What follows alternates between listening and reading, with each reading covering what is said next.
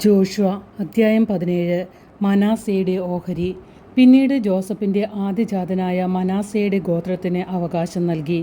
ഗിലെയാദിൻ്റെ പിതാവും മനാസേയുടെ ആദ്യജാതനുമായ മാക്കീറിന് ഗിലെയാദും ബാഷാനും നൽകി. കാരണം അവൻ യുദ്ധവീരനായിരുന്നു. മനാസേയുടെ ഗോത്രത്തിൽപ്പെട്ട മറ്റുള്ളവർക്കും കുടുംബക്രമമനുസരിച്ച് അവകാശം നൽകി. ഇവർ അബിയേസർ, ഹേലക്, അസ്രിയേൽ, ഷെക്കെ, ഹേഫർ, ഷെമീദ എന്നിവരായിരുന്നു. ഇവർ കുടുംബക്രമമനുസരിച്ച് ജോസഫിൻ്റെ മകനായ മനാസയുടെ പിൻഗാമികളായിരുന്നു. മനാസയുടെ മകൻ മാക്കീറിൻ്റെ മകനാണ് ഗിലെയാദ്.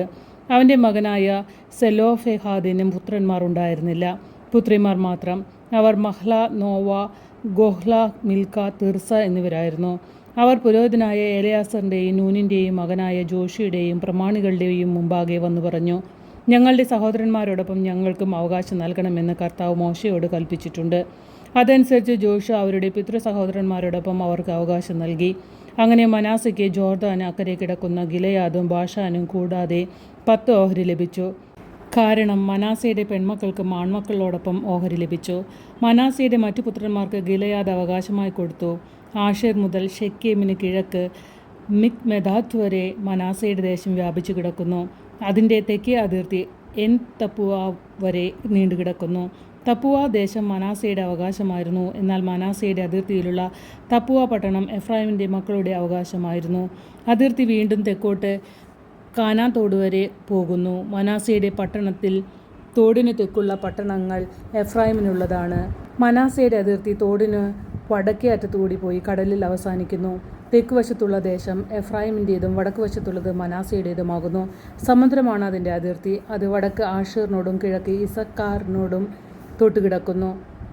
ഇസക്കാറിലും ആഷേറിലും മനാസയ്ക്ക് ബത്ത്ശെയാൻ, യിബ്ളയാം, ദോർ, എൻദോർ, താനാക്ക്, മെഗിദോ എന്നിവയും അവയുടെ ഗ്രാമങ്ങളും ഉണ്ടായിരുന്നു.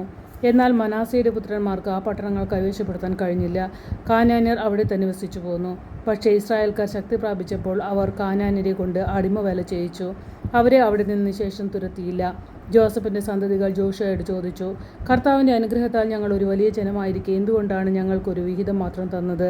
ജോഷു അവരോട് പറഞ്ഞു, നിങ്ങൾ ഒരു വലിയ ജനതയാണെങ്കിൽ പെരിസ്യരുടെയും റാഫായിമിൻ്റെയും ദേശങ്ങളിൽ പോയി വനം തെളിച്ച് ഭൂമി സ്വന്തമാക്കുവിൻ. എഫ്രായിമിൻ്റെ മലപ്രദേശങ്ങൾ നിങ്ങൾക്ക് തീരെ അപര്യാപ്തമാണല്ലോ. അവർ പറഞ്ഞു, മലമ്പ്രദേശങ്ങൾ മതിയാകുകയില്ല. എന്നാൽ സമതലങ്ങളിൽ വസിക്കുന്ന കാനാന്യർക്കും ബത്ത്ശെയാനിലും അതിൻ്റെ ഗ്രാമങ്ങളിലും ജസ്രേൽ താഴ്വരയിലും വസിക്കുന്നവർക്കും ഇരുമ്പ് രഥങ്ങളുണ്ട്. ജോസഫിൻ്റെ ഗോത്രങ്ങളായ എഫ്രായിമിനോടും മനാസയോടും ജോഷു പറഞ്ഞു, നിങ്ങൾ വലിയൊരു ജനതയാണ്, ശക്തിയുമുണ്ട്. നിങ്ങൾക്കൊരു ഓഹരി മാത്രം പോരാ. മലമ്പ്രദേശങ്ങൾ മുഴുവൻ നിങ്ങൾക്കിരിക്കട്ടെ. അത് വനമാണെങ്കിലും അതിൻ്റെ അങ്ങേ അതിർത്തി വരെ തെളിച്ച് നിങ്ങൾക്ക് സ്വന്തമാക്കിയെടുക്കാം. കാനാന്യർ ശക്തന്മാരും ഇരുമ്പ് രഥങ്ങളുള്ളവരും ആണെങ്കിലും നിങ്ങൾക്ക് അവരെ തുരത്തി ഓടിക്കാം.